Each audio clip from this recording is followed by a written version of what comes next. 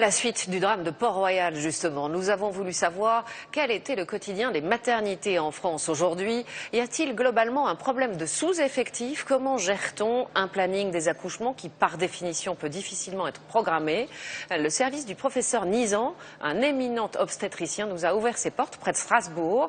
En quelques heures, 11 bébés sont nés. Le reportage est signé Aurélie Méraud et Jean-Pierre Pasteur. Derrière ce comptoir, c'est un peu la tour de contrôle de la maternité. Sage-femme interne, toutes les équipes sont là. Il est 19 h, le médecin de garde n'a pas eu le temps d'enfiler sa blouse, mais déjà, il faut prendre une décision. Et alors, il prévoit qu'on puisse l'envoyer demain? Et là, en l'occurrence, c'est une femme qui a 25 semaines, qui a déjà eu une fausse couche tardive à 22 semaines et qui va être probablement transférée à Haute-Pierre de toute façon, ou en tout cas là où il y a de la place. Une demi-heure plus tard, le SAMU est là. La patiente est transférée dans un hôpital mieux équipé pour prendre en charge les grossesses à risque. On peut peut-être s'installer dans le box dans lequel vous étiez tout à l'heure. Allez, on y va. Ce soir, les 10 salles d'accouchement sont occupées. Cette patiente n'a pas encore de contraction, mais pour des raisons médicales, son accouchement va être déclenché. Ce soir, il y a tout juste assez de place pour toutes les patientes qu'on prend en charge, mais vraiment tout juste.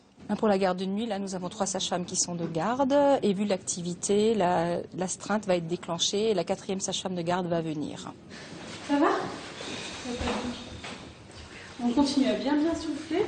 Et alors, monsieur, je vais vous montrer un petit travail que vous pouvez faire. Dans cette salle, cette sage-femme prend malgré tout le temps de soulager sa patiente. Vous mettez derrière. Ce soir, comme on court de porte à porte, c'est un peu plus difficile, mais on essaie d'y passer le maximum de temps qu'on peut. À l'autre bout du couloir, une patiente vient d'arriver. Juste prendre votre carte de groupe sanguin, comme ça, moi j'aurai votre nom. Il faut lui trouver une chambre, pas facile ce soir. Anne Chouteten doit l'examiner pour savoir si elle peut rester. Et ça ne rompt plus la poche des os. Donc vous restez bien avec nous. Vous ne la renvoyez pas? Non, je ne renvoie pas, non. À partir du moment où la poche des os est rompue, on ne renvoie pas les patientes dans le sens où on préfère les garder et leur donner 24 heures pour se mettre en route. Il est presque minuit, 2 bébés sont nés, un 3e est sur le point d'arriver. Pour ne pas prendre de risques, le médecin a décidé de faire une césarienne. Il y en aura 2 autres dans la nuit. Pour le petit Nathan, tout s'est bien passé. Vraiment, l'idée, c'est que votre bébé ait le maximum de sa peau contre vous. C'est le plus beau moment. Un moment magique pour ce papa.